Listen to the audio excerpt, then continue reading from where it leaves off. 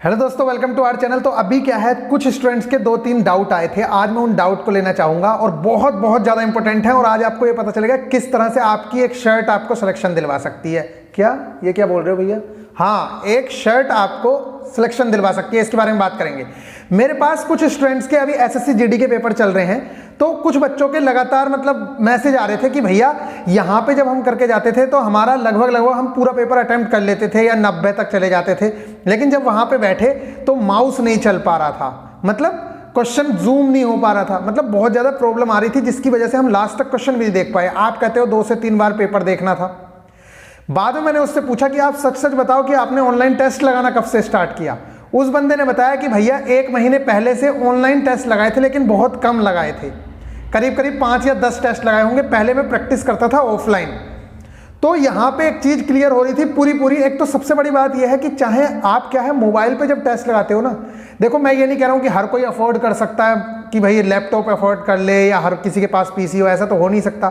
लेकिन आप लोगों से मैं इतनी रिक्वेस्ट जरूर करूंगा, जिनके पास है वो जो संडे का टेस्ट लगाते हो, कम से कम अगर आपके पास है तो उससे टेस्ट लगाया करो। क्योंकि और वो भी उसमें लैपटॉप से ऐसे नहीं, आप लोग माउस लगाओ अलग से और उससे प्रैक्टिस करो, क्योंकि सेम कंडीशंस आपको वहां पे मिलने वाली है। और अगर आप मोबाइल से लगाते हो तो बस आपको कुछ नहीं करना है, आपको 5 मिनट पहले पेपर खत्म करने की कोशिश करनी है। कहने का मतलब यह है कि जो 90 मिनट्स लगते हैं वहां पे आपको 85 मिनट्स के अंदर पेपर खत्म करना है। तो आप वो वाले जो 5 मिनट हैं, जो दिक्कत आएगी माउस से रिलेटेड, जूम करने से रिलेटेड, ये सारी प्रॉब्लम्स उन 5 मिनट में आप लोगों की कंज्यूम हो जाएंगी, उसकी टेंशन नहीं लेना है। तो कहने का मतलब यह है कि जो लोग मोबाइल से टेस्ट देते हैं वो 85 मिनट्स के अंदर अपना टेस्ट पूरा अटेम्प्ट करने की कोशिश किया करो, तब आपको एग्जाम वाली फील आना शुरू हो जाएगी। तो ये थी गलती नंबर 1 कि जो बच्चे अभी तक क्या कर रहे हैं कि जिस इन लोगों को भी इस क्वेश्चन का आंसर मिल गया होगा, जो ये कहते हैं कि भैया ऑफलाइन टेस्ट लगाए या ऑनलाइन टेस्ट।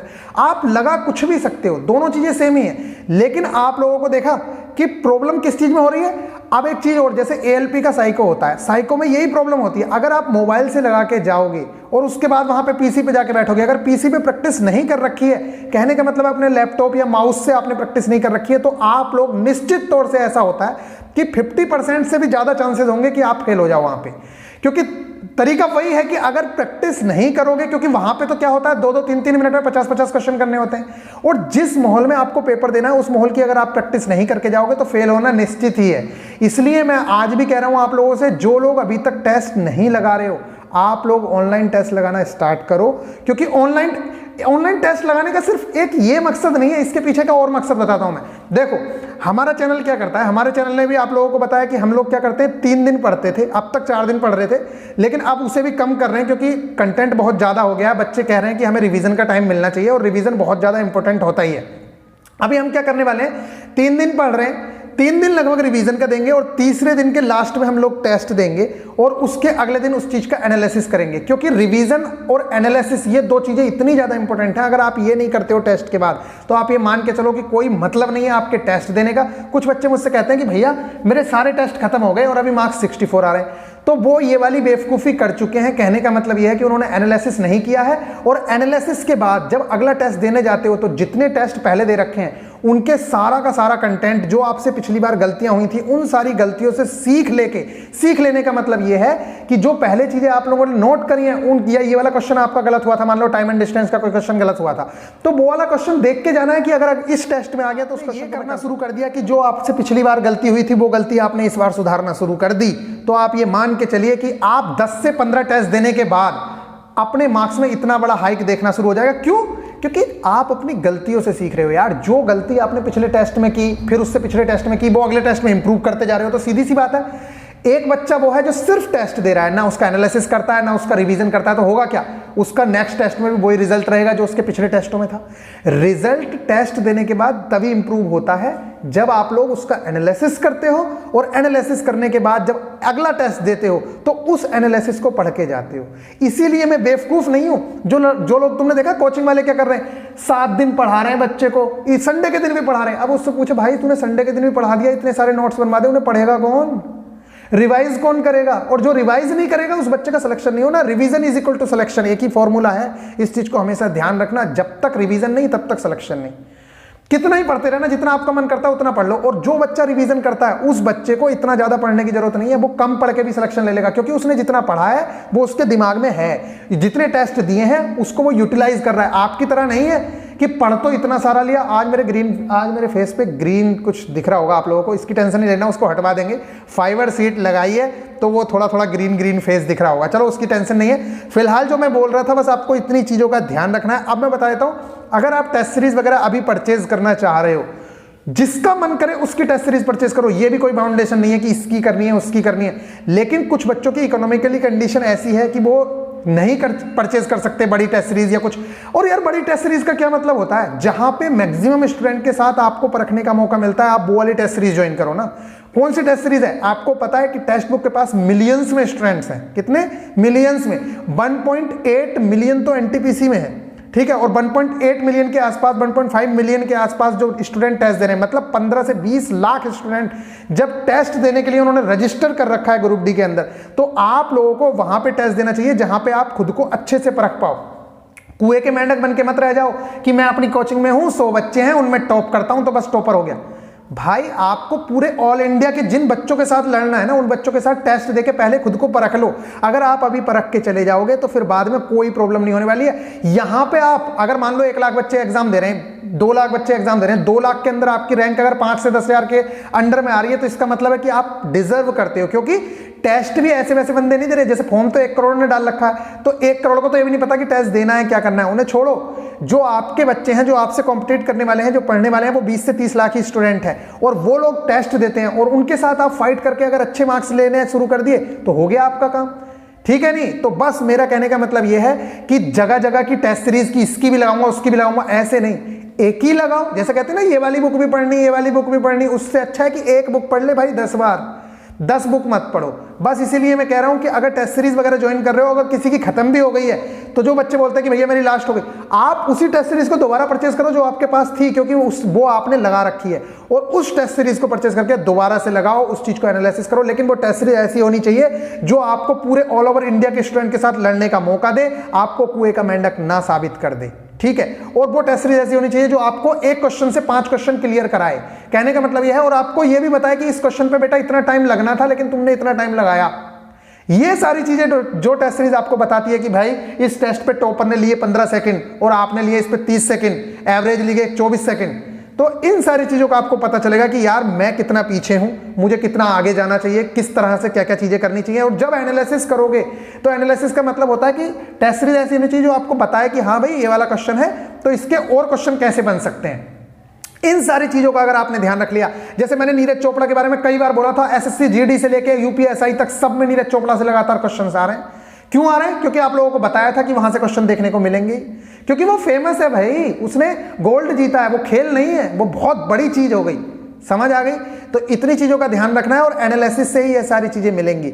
अगर एक जगह क्वेश्चन पूछे है ना नीरज चोपड़ा किस खेल से संबंधित है, तो ये सिर्फ एनालिसिस का मतलब ये नहीं है कि बस खेल पता होना चाहिए। नीरज चोपड़ा कहां से बिलोंग करते हैं, किस स्टेट से बिलोंग करते हैं, ठीक है, कौन सा खेल खेलते हैं, कितने मीटर में गोल्ड जीता है, क्या किया है, मतलब पूरा पता होना चाहिए आपको कि कितनी दूर तक उन्होंने भाला फेंका है। समझ आ गई?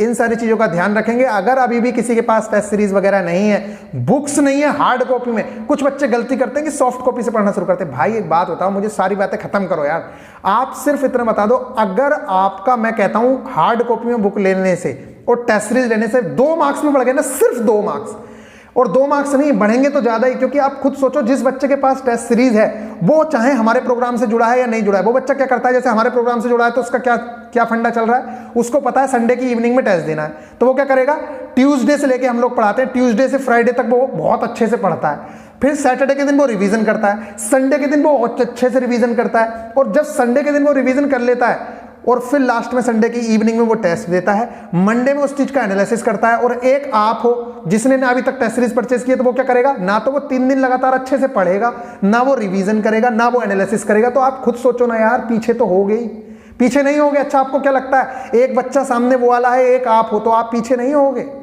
तो बस कहने का मतलब सिर्फ इतना है कि अभी तक अगर आपके पास हार्ड कॉपी में बुक्स नहीं है तो बुक्स आप लोगों के पास होनी चाहिए। जिन लोगों के पास टेस्ट सीरीज नहीं है, अभी टेस्ट सीरीज परचेज कर सकते हो। एक शर्ट की कीमत मान लो अगर 300 रुपए में मान ली जाए, वैसे 300 में शर्ट आती नहीं है, लेकिन अगर 300 रुपए में मान ली जाए ना शर्ट की कीमत, तो आपकी एक शर्ट की कीमत से भी कम टेस्ट सीरीज की कीमत होती है। आपको 18 महीने के लिए 280 रुपीज में या 270 रुपीज में आप लोगों को 18 महीने के लिए टेस्ट सीरीज मिल रही है। कुछ बच्चे कह रहे हैं भैया परचेज नहीं कर पा रहे। अरे यार आप टेस्ट सीरीज परचेज नहीं कर पा रहे, मतलब कैसी बातें कर रहे हो? सिलेक्शन लेने जा रहे हो, अरे एप्लीकेशन डाउनलोड करनी है, उस पर देखना है, वहां पे थ्री लाइन्स आ रही होंगी, उस पर क्लिक करो, पास पे क्लिक करो, पास परचेज करो, वहां पे कूपन कोड लगाओ, आप लोग टेस्ट सीरीज परचेज कर सकते हो। मतलब इतना काम तो कर ही सकते हो। इसके रिगार्डिंग भी मैंने वीडियो बना रखी है, वैसे आप लोग देख सकते हो वहां से जाके, ठीक है। इसके नीचे लिंक भी दे दूंगा, आप लोग डायरेक्ट भी परचेज कर सकते हो। तो जिन लोगों के पास अभी टेस्ट सीरीज वगैरह नहीं है, बहुत अच्छा चांस है, 280 रुपए में 18 महीने के लिए आप टेस्ट देना स्टार्ट कर सकते हो। 18 महीने बहुत बड़ी वैल्यू रखता है। और एक बात बताओ, कुछ बच्चे कहते हैं भैया जब पेपर आएगा तब लेंगे। अरे भाई एक बात बता, जब आपको बुक ही लेनी है, जब आपको बुक लेनी है तो वो बुक सेमेस्टर एग्जाम स्टार्ट होने से पहले लेना जरूरी है या जैसे ही सेमेस्टर में एडमिशन लिया तब लेना ज्यादा जरूरी है? अरे तब ले लोगे तो ज्यादा फायदा है ना। कम से कम जब मन भी नहीं कर रहा होगा तब भी उठा के देख लोगे एक बार, तो उससे तो अच्छा ही हो जिसने सेमेस्टर एग्जाम से पहले बुक ली है। तो बस मैं यही कहना चाह रहा हूं, जिन लोगों के पास अभी तक टेस्ट सीरीज वगैरह नहीं है, जिन लोगों के पास बुक्स नहीं है हार्ड कॉपी में, बुक्स और टेस्ट सीरीज वगैरह ले लो और इस तरीके से कंटिन्यूसली पढ़ना स्टार्ट कर दो। अब आपके पास ज्यादा टाइम बचा नहीं है। एक वीडियो में बनाऊंगा कि आगे की स्ट्रेटेजी किस तरह से रहने वाली है, हम आगे किस तरह से फॉलो करेंगे। बहुत जल्दी बोर्ड पे देखने मिल जाएंगी। अब आपको सारी वीडियोज लगभग बोर्ड पे भी देखने मिला करेंगी। जो टारगेट में दिया करूंगा उस टारगेट का कुछ ना कुछ कंटेंट मैं आप लोगों को बोर्ड पे प्रोवाइड कराना स्टार्ट कर दूंगा। तो अब आगे बहुत अच्छे से चीजें चलेंगी। और एक बार एग्जाम की डेट अनाउंस होने दो, फ्री गाइडेंस प्रोग्राम के अंतर्गत ही एक फ्री क्रैश कोर्स लाएंगे और उसमें आप लोगों को बहुत अच्छे से सारी चीजें करवाई जाएंगी एग्जाम ओरिएंटेड। लेकिन वो उन लोगों के लिए ज्यादा बेनिफिशियल होगा जिन लोगों ने अभी तक टारगेट्स फॉलो करे हैं, जो बच्चे अभी तक टेस्ट दे रहे हैं। और जो बच्चे अगर टेस्ट नहीं दे रहे हैं, जिन्होंने प्रोग्राम में शामिल नहीं है, और जो बच्चे अभी तक भी टारगेट फॉलो नहीं करते हैं, उन बच्चों के लिए वो इतना ज्यादा बेनिफिशियल शायद हो। क्यों? क्योंकि एक बात बताऊं, वो चलेगा फास्ट, क्योंकि टाइम ही नहीं होगा ज्यादा, और फास्ट चलेगा तो वही वाली चीजें चलेंगी जो हमने पहले पढ़ाई हैं। इसलिए मैं आप लोगों से रिक्वेस्ट करूंगा कि बहुत अच्छे से आप अभी से जुड़ जाइए। हम लोगों का metals and non metals chapter खत्म होने के बाद इसके बाद एक चैप्टर और है कार्बन के कंपाउंड, और इसके बाद आप लोगों की फिजिक्स शुरू होगी। तो बड़े आराम से आप लोग ज्वाइन कर सकते हो। स्टार्टिंग से फिजिक्स शुरू होगी तो बहुत आराम से आप लोग ज्वाइन कर सकते हो। और अब मैं न्यूमेरिकल वगैरह खुद से कराना स्टार्ट कर दूंगा, तो कोई दिक्कत आने वाली नहीं है। और लेकिन ये मान लेना, ग्रुप डी के अंदर न्यूमेरिकल्स आएंगे ही आएंगे, फिजिक्स से न्यूमेरिकल आते ही आते हैं। तो इसीलिए हम साइंस पे सबसे ज्यादा फोकस करके रखते हैं। 2-3 बुक्स और ऑर्डर की हैं, वो आप लोगों को दिखा दूंगा। आपके लिए अगर अच्छा कंटेंट होगा तो आप लोगों को जरूर से लेंगे फिर नेक्स्ट वीडियो में। तब तक के लिए बाय तो नहीं बोल रहा हूं, अभी बस इतना बता रहा हूं कि भाई एक शर्ट कम पहन लेना, लेकिन बुक लेने में बिल्कुल भी कोताही नहीं होनी चाहिए।